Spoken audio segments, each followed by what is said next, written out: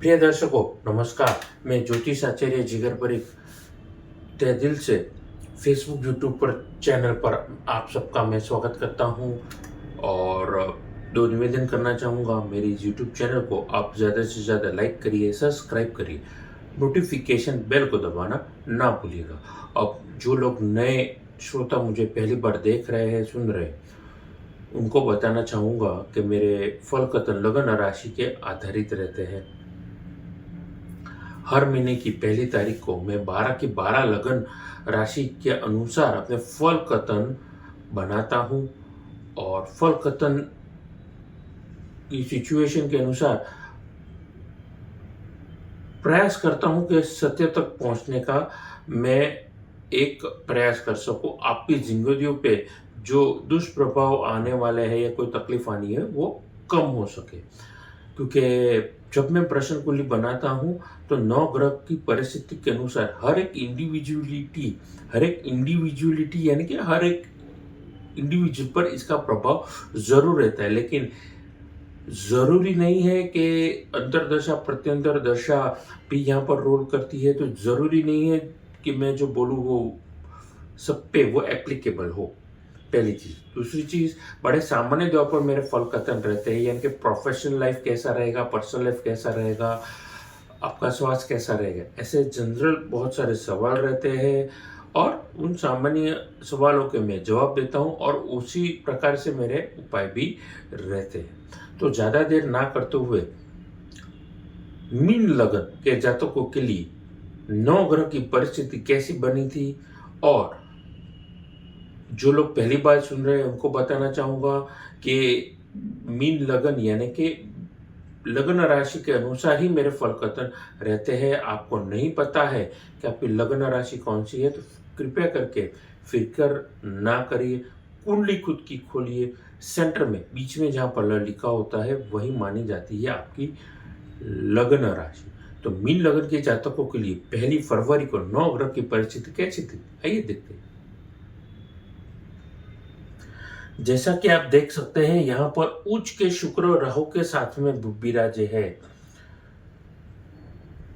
लगन लग्नेश होकर के शुक्र के घर में देवगुरु बृहस्पति आपके तीसरे घर में पराक्रम के घर में विराजे है। चतुर्थ स्थान में मंगल केंद्र प्रभाव देते हुए मंगल यहाँ पे विराजे हुए हैं, वो भी एक महान रोचक योग बना रहे हैं। ऐसा कहा भी जा सकता है, बट हर एक जगह पर एक वो भी डिस्कशन का एक विशेषण जैसे विशेष लोग होते हैं, स्पेशलाइज लोग रहते हैं, उन पे डिफरेंस ऑफ ओपिनियन भी रहते हैं। उस पर चर्चा ना करते हुए सप्तम भाव में मंगल आपके लाभ स्थान में मकर राशि में सूर्य, अस्त के बुध, शनि 12वें भाव में विराजे है चंद्रमा के साथ में। यहाँ पर ध्यान करने वाली बात यह है कि मकर राशि में यहाँ पर उतरते हुए शनि की 7.5 कुंभ में मध्यंतर वक्त वाली परिस्थिति है 7.5 की, और मीन राशि वालों के लिए ये शुरुआती दौर है 7.5 का, फर्स्ट फेज जिसे हम कहते हैं।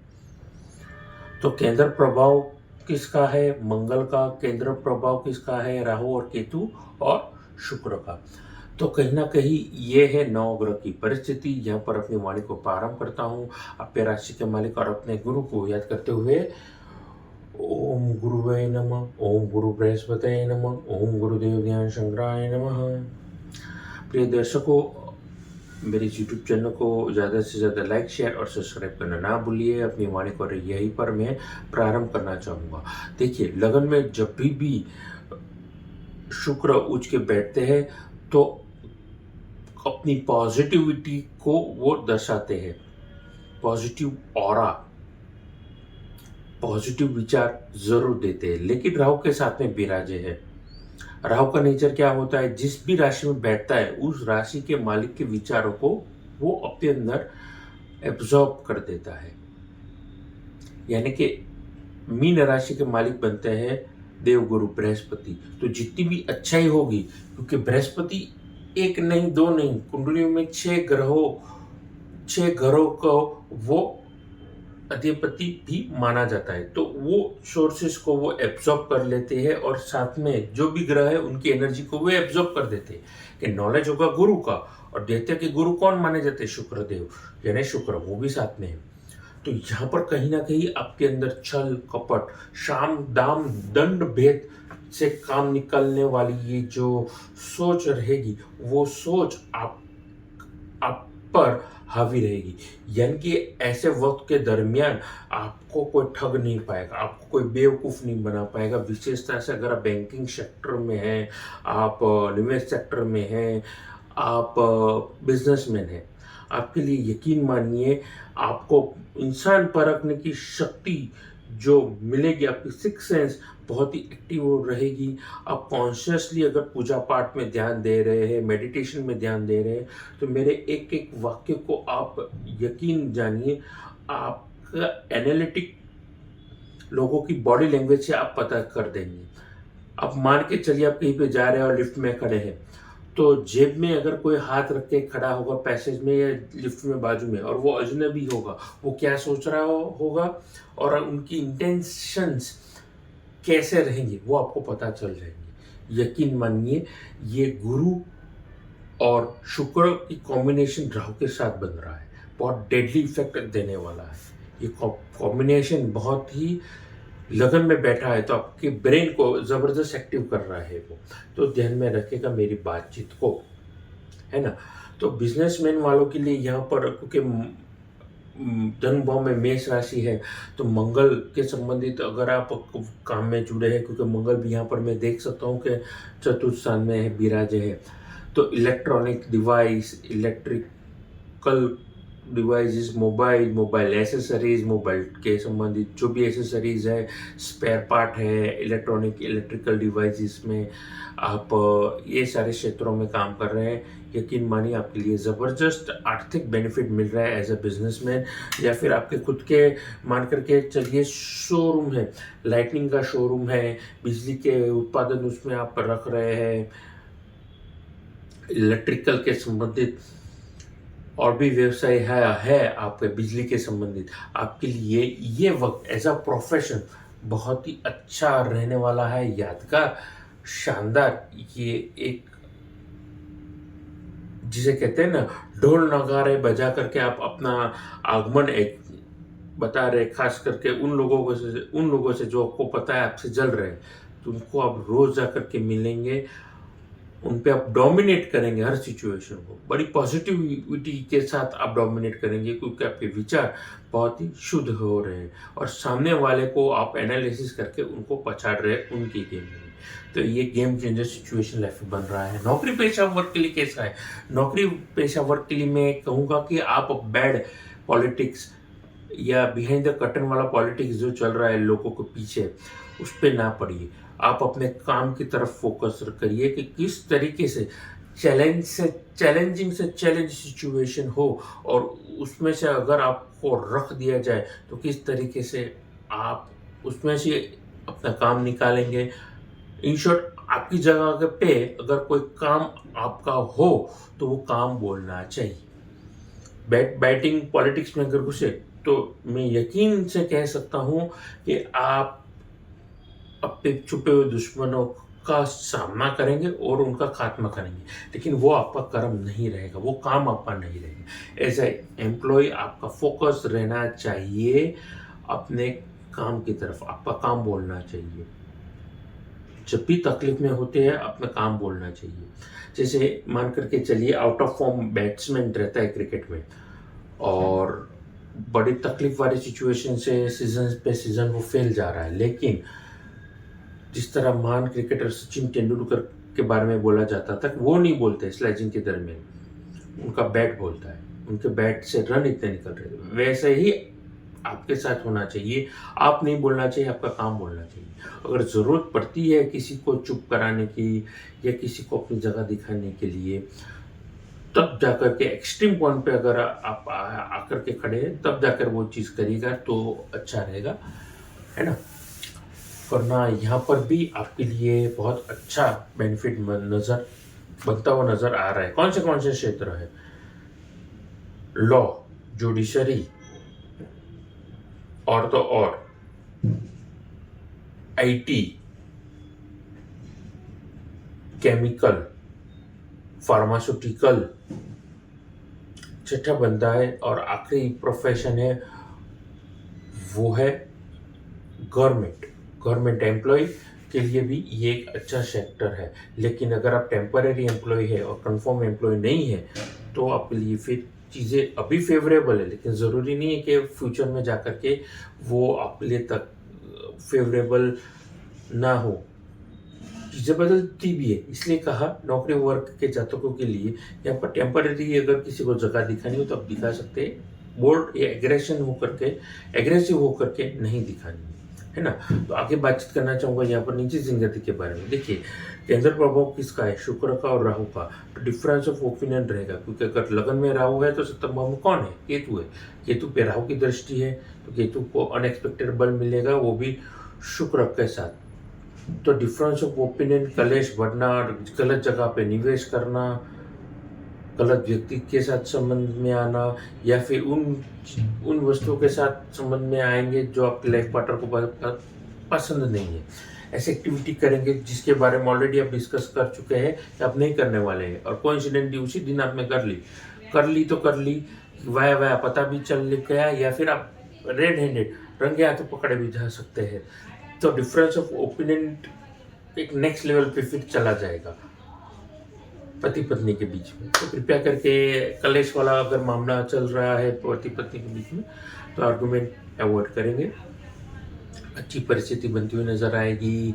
यहाँ पर जिनकी दोस्ती है किसी के साथ और शादी की बात आप चलाने के लिए घर पे उत्सुक है तो थोड़ी देर रुक लीजिए, अपने रिलेशनशिप को और मैच्योर होने दीजिए और थोड़ा समय दीजिए। हो सकता है आने वाले दिनों में और भी सिचुएशन चेंज हो और आपके लिए यहाँ पर परिस्थिति बेनिफिशियल और हो सकता है, ध्यान में रखिएगा।